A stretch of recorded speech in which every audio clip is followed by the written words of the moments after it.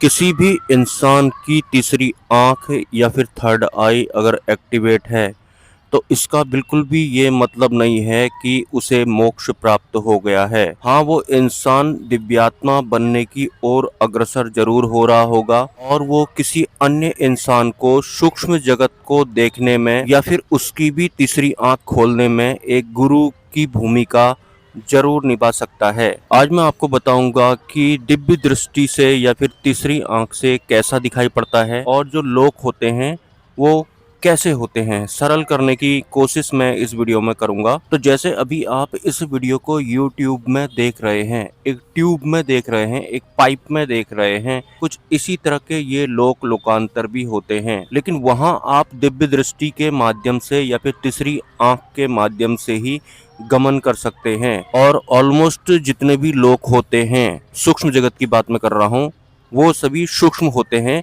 मतलब वो सभी अदृश्य होते हैं। उनको देखने के लिए थर्ड आई का एक्टिवेट होना बहुत ज़्यादा ज़रूरी होता है। और तीसरी आंख एक्टिवेट करने के लिए एक साधक को या फिर एक शिष्य को संवेदनशील या फिर सेंसिटिव होना बहुत ज़्यादा ज़रूरी है। और वो एक गुरु की शरण में भी होना चाहिए जिनकी ऑलरेडी तीसरी आंख एक्टिवेट हो। ये बहुत ज़्यादा ज़रूरी होता है। और कभी-कभी पूर्व जन्मों की अधूरी साधना की वजह से या फिर पूर्व जन्म की साधना की वजह से भी व्यक्तियों की या फिर इंसानों की थर्ड आई ऑटोमेटिक एक्टिवेट होने लगती है, लेकिन फिर भी उन्हें किसी न किसी गुरु की शरण में आना होता है। जैसा कि मैंने बताया कि अभी आप यूट्यूब पर ये वीडियो देख रहे हैं, तो आपने किसी एक पर्टिकुलर लोगो पर क्लिक किया था, उसके बाद आपको इस तरह की बहुत सारी दुनिया यूट्यूब के अंदर दिखाई पड़ती है। तो कुछ इसी तरह के ये लोक भी होते हैं, जिन्हें कि आप अपनी दिव्य दृष्टि के माध्यम से देख सकते हैं। लेकिन वहाँ भी आपको सतर्कता के साथ गमन करना होता है। जैसा कि मैंने बहुत सारे वीडियो में बताया है कि भंवर गुफा नाम की भी एक आयाम होता है। वहाँ पर आपको सूक्ष्म जगत की तमाम रिद्धियाँ सिद्धियाँ दिखाई पड़ती हैं, जो कि साधक को या फिर एक शिष्य को लपेटने की हर संभव कोशिश करती हैं। स्पेशली काम, क्रोध, लोभ, मोह, भय वगैरह जो होता है, उसको आधार बनाकर ही वो लपेटने की कोशिश करती हैं।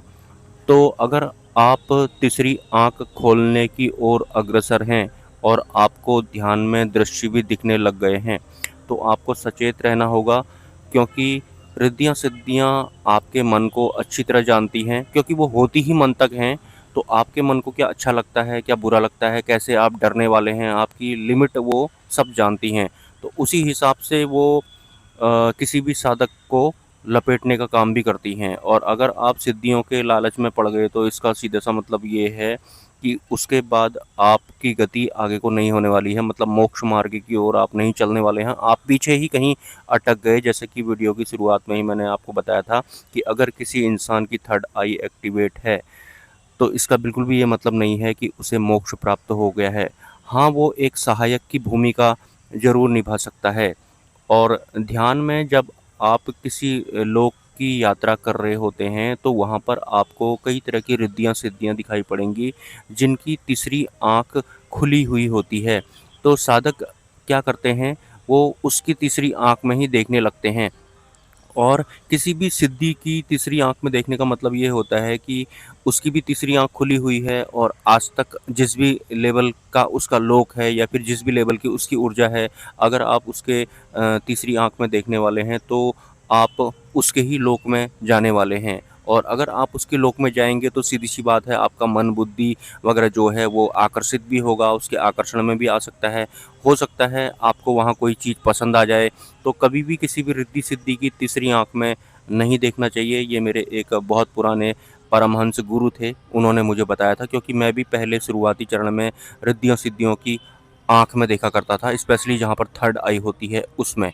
और ये जो सूक्ष्म जगत होता है या फिर सूक्ष्म जो जीव होते हैं, ऐसा नहीं होता है कि वो कहीं बहुत दूर जा कर के हमको दिखाई पड़ेंगे।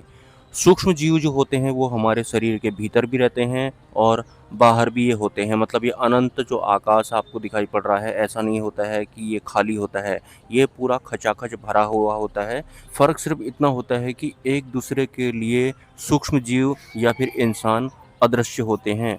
लेकिन अगर उनकी गति हो जाती है, वो अध्यात्म में ऊँचे स्तर पर पहुँच जाते हैं या फिर उनकी दिव्य दृष्टि जागृत होना शुरू हो जाती है, थर्ड आई एक्टिवेट होना अगर शुरू हो जाती है, तो फिर उन्हें ये दृश्य दिखाई पड़ते हैं।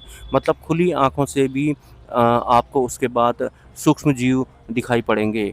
एक बात और मैं क्लियर आपको बताना चाहता हूँ, पहली बात आपको किसी न किसी गुरु की शरण में हर हाल में आना है, भले ही पूर्व जन्म की ही साधना से आपकी तीसरी आँख क्यों ना खुल गई हो, लेकिन इस जन्म में एक शरीरी गुरु की शरण में आपको आना पड़ेगा। और जब भी हम गहरे ध्यान में बैठते हैं और हमारी जो दृष्टि है वो गमन कर रही होती है सूक्ष्म जगत में या फिर किसी भी लोक में, तो वहाँ पर हमको बहुत भयानक चेहरे दिखाई पड़ते हैं। तो आपको किसी भी कीमत पर डरना नहीं है। इस गलतफ़हमी में आप मत रहना कि अगर मैं अध्यात्म में आया हूँ या फिर मोक्ष प्राप्त करने ही क्यों ना आया हूँ, तो मुझे सिर्फ़ अच्छा ही अच्छा दिखाई पड़ेगा या फिर जो भी मेरे मन को अच्छा लगता है सिर्फ़ मुझे वैसा-वैसा ही दिखाई पड़ेगा। आपको बुरे से बुरे दृश्य या फिर जीव भी दिखाई पड़ेंगे। आपको गहरे ध्यान में कुछ ऐसे-ऐसे जीव भी दिखाई पड़ेंगे जो जिन्हें देख कर के आपको समझ में ये नहीं आएगा कि मैं इनको इंसान बोलूँ या फिर इनको मैं जानवर बोलूँ, क्योंकि कुछ तो आधे इंसान जैसे होते हैं, आधे जानवर जैसे होते हैं और आज से पहले उस तरह के जीव आपने कभी नहीं देखे होते हैं। तो इस तरह के दृश्यों को देखने के बाद वैसे जो साधक होता है उसका फिर ये जो हमारा फिजिकल वर्ल्ड है इसमें इंटरेस्ट कम जैसा होने लगता है, और क्योंकि ध्यान में हमको बहुत तरह के दृश्य दिखाई पड़ते हैं और उन सभी की दुनिया को जानने की जिज्ञासा भी हमारे भीतर उत्पन्न होने लगती है।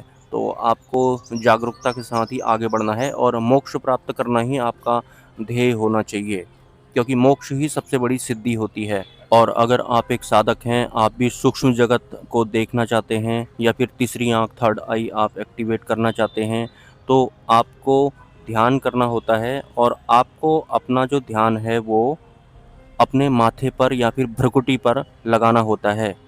तो धीरे-धीरे आपको सूक्ष्म जगत के दृश्य दिखाई पड़ना शुरू होते हैं। हर किसी की अलग-अलग लिमिट होती है। आप कितने सहज हैं ध्यान करने में उस हिसाब से वो होता है। लेकिन सूक्ष्म जगत के दृश्य अगर आपको दिखाई पड़ते हैं तो बहुत बड़ी उपलब्धि आपको नहीं प्राप्त हो जाती है। बस इतना है कि आपकी इस अदृश्य जगत में एंट्री हो जाती है, आपकी दृष्टि गमन करने लगती है। लेकिन जैसे हमारी ये दुनिया है, हमारा ये फिजिकल वर्ल्ड है, वैसे ही जो अन्य लोक होते हैं, उनका जगत होता है, उनकी दुनिया होती है। तो बहुत सूझबूझ के साथ हमको अपनी यात्रा में आगे बढ़ना होता है।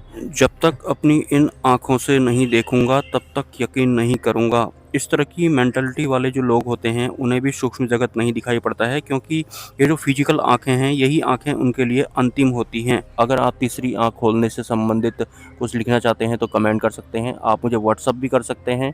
मेरा नंबर आपको मिल जाएगा कम्युनिटी पोस्ट में। मिलते हैं किसी नेक्स्ट वीडियो में। नमस्कार, हैव अ नाइस डे। जय स्वामीनारायण।